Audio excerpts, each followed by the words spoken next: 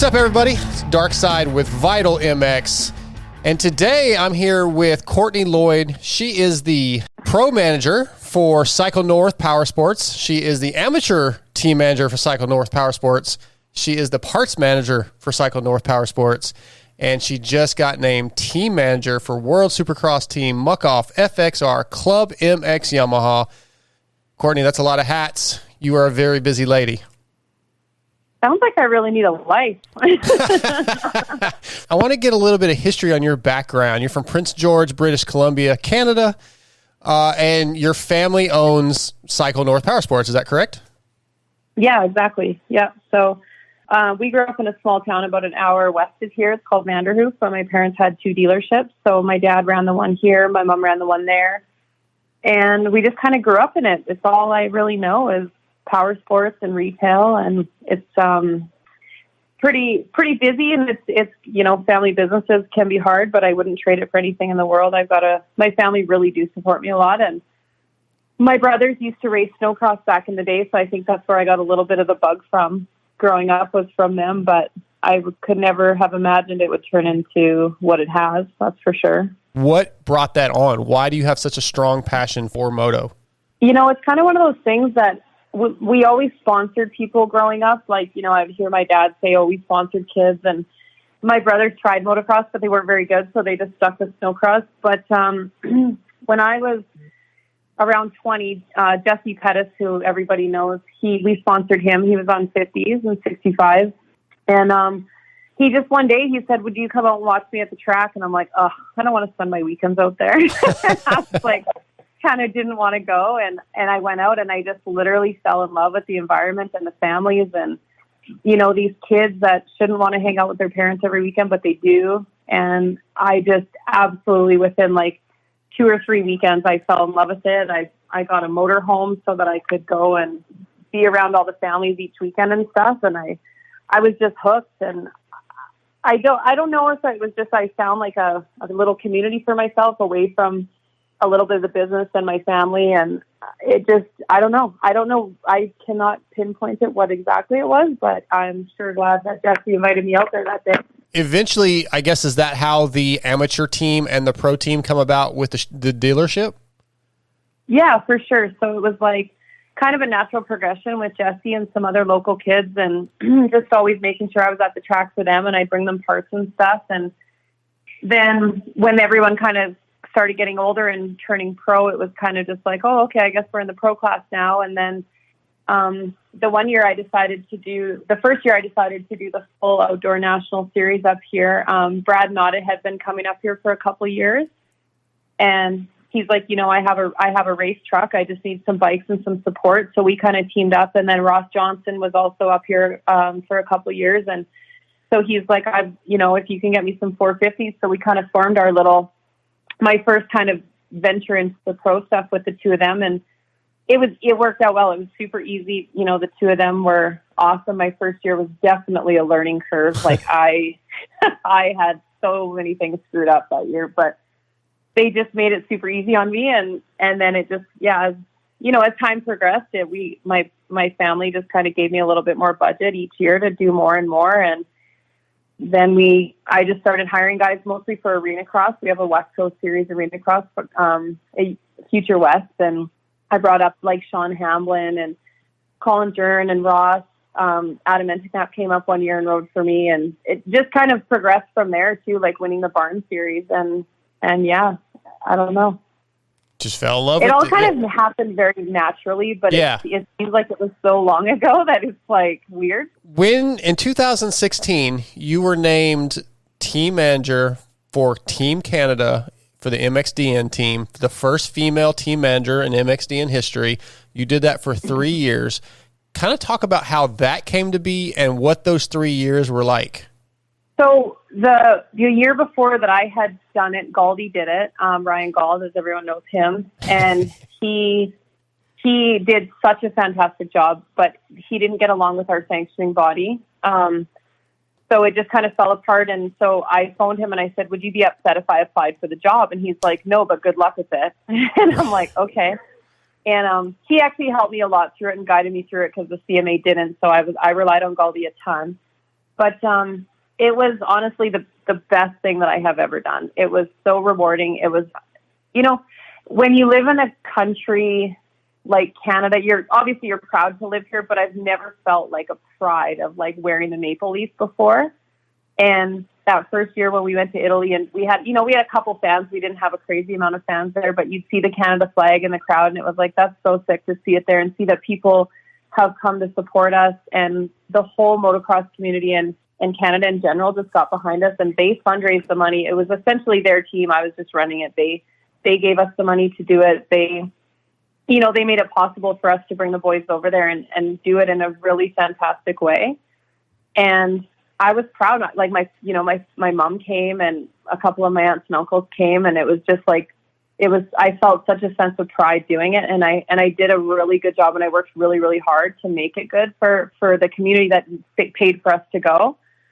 And, just the 3 years, it flew by, and I don't think I really absorbed it while I was there. I think I was too stressed out to really enjoy it at the time, but, I wouldn't trade it for anything in the world. And I would love to one day do it again. It was just a lot of political stuff that had happened. Right. That made me just quit. I couldn't do it anymore. And so, after Redbud, I quit doing it. I had put in my resignation, and I said, once the person that's in the CMA that has caused a lot of heartache for a lot of riders for a very long time was gone, then I'd be willing to come back and do it. But until then, I just couldn't put myself through that again.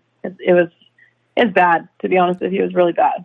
It's a community thing for us. It's every team, it's every manufacturer, it's every fan. Like, that weekend is for them. It's not for us. It's not for ego. It's not for, just to say that you're the manager. You really do have to represent every single person that attends. And so I think it's important to get back to how Galdi really set the tone for that. I kind of just copied him, so I can't take the credit for that.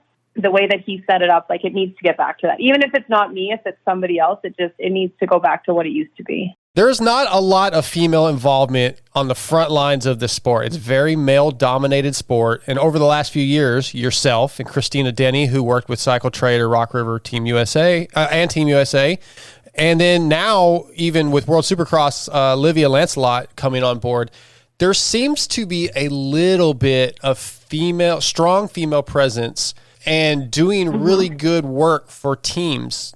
How do you feel about that? Is it something that you're proud of? And why do you feel, or have you had any pushback throughout your years doing this because you are a female? I feel really proud. I feel like Christina really paved the way. Like, I looked up to her for years before I even met her. I looked up to her, and I was so impressed with what she did. And I would see her at the track, and I'm like, oh my God, that's Christina Denny. Like, I just want to go talk to her. Like, I was such a super fan. And then at Anaheim one year, I waited in line at her truck, and the boys were doing autographs and stuff. And I was like, can I meet Christina? And I don't even remember who the rider was, to be perfectly honest with you. But he's like, actually? And I'm like, yeah, is that weird? And he's like, I don't know. So he like went and got her, and she thought I was a super weirdo. Like, she was just like, who is this chick? And then I explained to her, like, I run a team up in Canada, and like, and then we became really good friends. So we like laugh about it now, how much of a stalker I was. But I think if it wasn't for her, like, I wouldn't have had the courage to even go after like a team manager role. I think there's a lot of females in this sport behind the scenes. Yeah. Actually, I know there is. And, usually we just sit behind and kind of do a lot of the work, but give that team manager title to not just a man, but that's just kind of how it's typically always been. So it is a very male dominated sport, but it's also very, very female orientated. Like, there's so many women that I see around the pits and around the teams and stuff, and they're working their butts off. And just because they don't have that role, they don't get a lot of the credit that they deserve. But it's something that I'm really, really proud that I had the courage to go after it and kind of do it. But I don't want to be treated different either. Like, because I'm a girl, I don't want to be like, take like women ruling the world and stuff. Like, this is not who I am. I was never treated differently with my two older brothers by my parents. And so it's not really weird for me to just kind of get my hands dirty and and do the work, So as proud of it as I really am, I think it's important for people to know that, like, if you are a female and you're in a sport where it's quote unquote male dominated, there's still a lot of girls and women in the sports that are doing the same amount of work. And so you can do it just as good as they can. We're a little more organized than you guys too. I'm not going to lie. Yeah, that's true.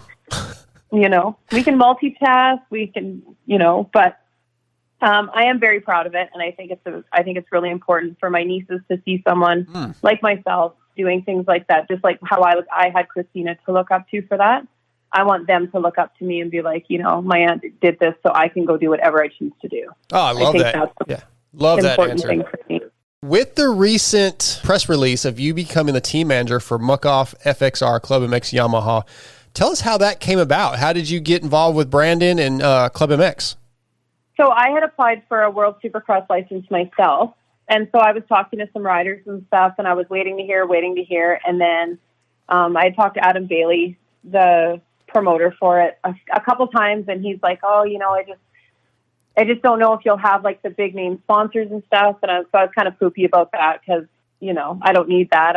We have like our race thing. And anyways, so I was kind of bitter, and I was like, but anyways, I didn't get my license, blah, blah, blah. I was complaining to Phil about it.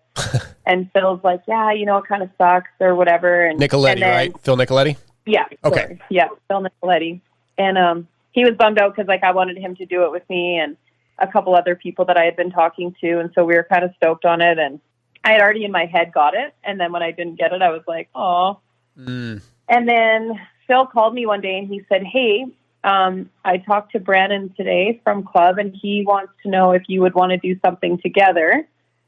And I'm like, oh, I don't know. Like, I've never really worked with another team manager. I've never been an employee before, if that makes any sense. So like, I don't know how to act. I don't know how I'm supposed to what if I get fired, So I was like, no, I don't think I'm going to do it. Like, I've never worked for anyone. I just don't think I'm comfortable doing it. It's weird. It's a Yamaha team. We don't sell Yamaha. So then anyways, I was telling my mom and dad about it a couple days later, and my dad's like, what is wrong with you? And I'm like, why? And he's like, you are so dumb if you're going to pass up an opportunity like this just because of your ego.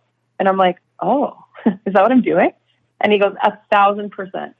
He's like, you're just butthurt that you didn't get your license, and now you're going to pass on this opportunity. And every time you see one of these things being streamed, you're going to watch it and be grumpy. I'm like, oh, okay. But he's probably right. Right. And so then I kind of went back to Phil, and I'm like, well, do you think that they're still willing to talk to me? So he's like, yeah, for sure. So then Scott Jeffrey called me, and then Brandon called me, and we had a talk. And I just straight up said, listen, this is a learning curve for me because I've only ever had my own team. And with Team Canada, it was just me doing it too. I've never collaborated with anyone. And I know Scott because he's obviously Canadian, and he's seen me around the track and stuff for quite a few years, and he knows what I've done. And so he just really gave me the encouragement to go ahead and say yes and do it. And so far it's been fantastic. They're a great group to work with, and it actually alleviates a lot of pressure off of me because they already have such structure already. So it's just a matter of me coming in and just cleaning up some loose ends, timeline-wise, just making sure everything's on point and getting the mechanics together and the riders and everything. So I think it's been good so far, and I think it will be good, moving forward. And I hope that I do a good enough job that they would want me to continue maybe into next year if that's going to work. So I'm pretty pumped for it. What are your roles as team manager? You talked about getting the mechanics together and that kind of stuff, but what are your day-to-day roles? What have you been dealing with? So far it's just been kind of rider contract stuff, just trying to get all the riders signed. Obviously Phil got hurt, so he was going to do it, and that would have been easy because he's one of my best friends. So it was kind of like my safety blanket was taken away when Phil got injured again. But I've just been, just been talking to the riders and getting the mechanics all lined up. We have to have the crates and everything packed up here pretty soon. So just trying to coordinate people being at clubs.